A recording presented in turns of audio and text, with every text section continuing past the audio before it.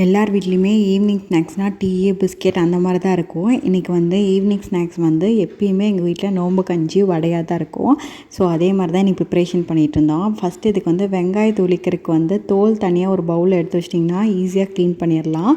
இதுக்கு வெங்காயம்லாம் அறுத்து வச்சுட்டு தாளிக்க ஆரம்பிச்சிடலாம். ஃபஸ்ட்டு ஒரு குக்கரில் எண்ணெய், அப்புறமா 2 பெரிய வெங்காயம், கொஞ்சமாக பூண்டு, ஒரே ஒரு தக்காளி, 2 பச்சை மிளகா, கொஞ்சமாக கொத்தமல்லி தழை, கரம் மசாலா, பெப்பர் இது எல்லாமே போட்டுட்டு தண்ணி 2 சொம்பு நல்லா முழுகிற அளவுக்கு ஊற்றிக்கோங்க. அதுக்கப்புறமா உப்பு போட்டு நல்லா கொதி வந்ததுக்கப்புறமா மிக்சியில் அரைச்சி வச்ச அரிசியை போட்டு அதுக்கப்புறமா 4-5 விசில் விட்டு எடுத்திங்கன்னா நல்லா சூப்பரான நோம்பு கஞ்சி ரெடி ஆயிரும். இது கூட வடை கூட வச்சு சாப்பிட்டிங்கன்னா செம்ம டேஸ்ட்டாக இருக்கும். சைட் பை சைட் பருப்பு வடையும் போட்டுட்டு கஞ்சி எல்லாத்துக்குமே ஊற்றி வச்சாச்சு.